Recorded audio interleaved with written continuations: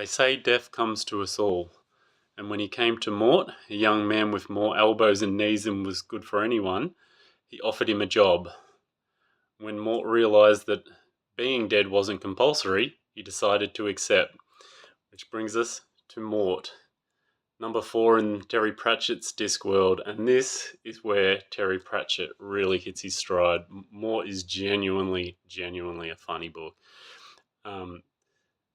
It takes off at an apprentice fair where, after watching everyone else get picked up and taken, Death comes a-calling and takes Mort with him on his white steed to be his apprentice. Why Death needs an apprentice, no one has any clue, but that's where we kick off Discworld number 4, Mort. Now, Death gets a bit of a bad rap, but he's actually not a bad guy. Like, he doesn't kill people, he doesn't do bad things. People do that, wars do that, famine does that, disease does that. Death's just there to usher us on into the next world. And you'd think he wouldn't really need an apprentice, but he gets one in Mort. And as long as Mort takes care of the business, as it is known, it's not that bad a gig. He's got a butler who's cooking connoisseurs has never heard of a vegetable, unless it's deep fried, of course. And he's got a daughter, which another sort of lost soul that Death picks up along the way. And off he goes with Mort. But of course, nothing in Discworld is ever easy, as in all life, nothing is ever that easy. So Mort's first time out on his own, when he's supposed to usher away a princess, he decides to save her. Now, we know she's a genuine princess because she peed through a whole stack of mattresses, which is absolutely one of the funniest lines in Discworld.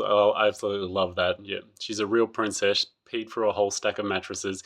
If you don't get that reference, get into some fairy tales that aren't on Disney. Like, yeah, The Princess and the Pea is a pretty cool old fable, fairy tale.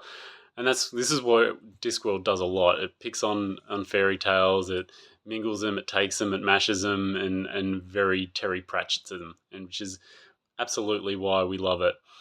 And Mort is genuinely, like I said, one of the brilliant books. Terry really starts to come alive in this. Death is this amazing character, has struck with melancholy, and you watch the effects of not ushering away this princess has on the world, because everyone thinks she's dead, yet she's still walking around trying to be noticed.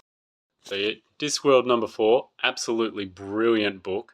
Absolutely. Like, this, you could start on this and you'd think Terry Pratchett was the greatest writer ever and never did a bad thing wrong. Like, this is how good this book is, and this is where he really hits his strides in number 4, Mort, Discworld. Absolute gem.